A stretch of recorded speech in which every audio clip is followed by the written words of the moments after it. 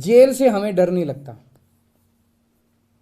तुम लोग सावरकर की औलाद हो, जिसने अंग्रेजों से माफ़ी मांगी थी। हम लोग भगत सिंह की औलाद हैं। हम भगत सिंह को अपना आदर्श मानते हैं, जिसने अंग्रेजों के सामने झुकने से मना कर दिया और फांसी पर लटक गया।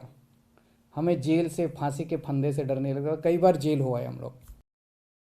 जिस तरह से आपने कहा कि वीर सावरकर बीजेपी वाले हैं और हम तो भगत सिंह को मानते हैं, हम भगत सिंह के को पूजते हैं, तो ये आपको बहुत ही ओछी मानसिकता है आपकी कि आपने आज भारत 75वीं वर्षगांठ आज़ादी की मना रहा है। उस समय आप जहां तिरंगा यात्रा को लेकर बड़ी बड़ी बातें कर रहे हैं, देशभक्ति को लेकर बड़ी बड़ी बातें कर रहे हैं, और आप जनता के बीच में अपने दो स्वतंत्रता सेनानियों को बांट रहे हैं, पार्टियों के बीच में बांट रहे हैं। शर्म आनी चाहिए आपको।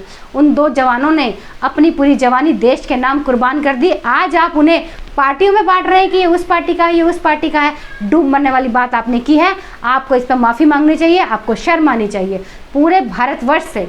और जिस तरह से आप कह रहे हैं कि नया भारत का निर्माण हो रहा है, तो जी अवश्य ही मोदी सरकार के राज्य में जब से मोदी जी की सरकार सत्ता में आई है तब से नए भारत का निर्माण हो रहा है। नए नए आप देख रहे हैं सड़कें पहले कितनी बनती थी, आज पूरे भारतवर्ष में सड़कों का जाल बिछाया जा रहा है। परिवहन की सुविधाएं बहुत अच्छी हो गई हैं और डीटीसी ने तो, केंद्र सरकार ने तो आपको भी 150 बसें दी हैं।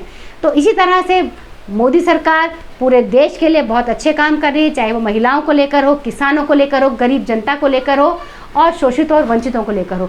तो मोदी सरकार के राज्य में भारत नए आयामों को छू रहा है और नई बुलंदियों पर जाएगा, ऐसा अवश्य ही होगा। अरविंद केजरीवाल जी प्रेस कॉन्फ्रेंस के माध्यम से जनता को यह बताना चाह रहे हैं कि उनकी सरकार के जो मंत्री हैं, चाहे वो मनीष सिसोदिया हो, चाहे वो सत्येंद्र जैन हो, वो बहुत ही ईमानदार हैं, लेकिन भारतीय जनता पार्टी के लोग, भारतीय जनता पार्टी की सरकार उनके ऊपर ज़बरदस्ती दबाव बनाकर, झूठे आरोप लगाकर उन्हें जेल में बंद कर रही है। मैं मानती हूँ कि जनता को ऐसा लगता है कि ऐसा हो सकता है। सीएम की कुर्सी पर बैठे केजरीवाल जी और उनके मंत्रियों को कोई भी पुलिस झूठे आरोपों में फंसा सकती है क्या? और 2 महीने तो हो चुके हैं, सत्येंद्र जैन जी अभी भी जेल में हैं। और अब जैसा कि अरविंद जी ने खुद कहा है कि मनीष सिसोदिया को भी जेल में ले जाया जा रहा है, उनके ऊपर भी झूठे आरोप लगाए जा रहे हैं। मनीष सिसोदिया जी 3 लाख का जो एक कमरा बनता है उसे आपने 25 लाख में बनाया और उस एक अच्छे मॉडल स्कूल को बनाकर आप पूरी दिल्ली के स्कूल जो हैं सरकारी स्कूल उनको दिखाना चाह रहे हैं। हम भी सरकारी स्कूलों का नित्य दौरा करते हैं और हमने वहाँ पाया कि सरकारी स्कूलों में कितनी विसंगतियाँ हैं जो आप बताते हैं और जो रियलिटी में होता है। बच्चे खुले में पढ़ रहे हैं, टाट पर पढ़ रहे हैं, ऊपर से पानी टपक रहा है। कई स्कूलों की जो बिल्डिंग है वो जर्जर हालत में है। वहाँ बैठना भी ऐसा लगता है कि किसी भी समय कोई भी दुर्घटना हो सकती है। तो कृपया केजरीवाल जी सच देखिए, झूठ का पर्दा अपनी आंखों पे से हटाइए। जनता तो आपकी बेनकाब आपको कर चुकी है।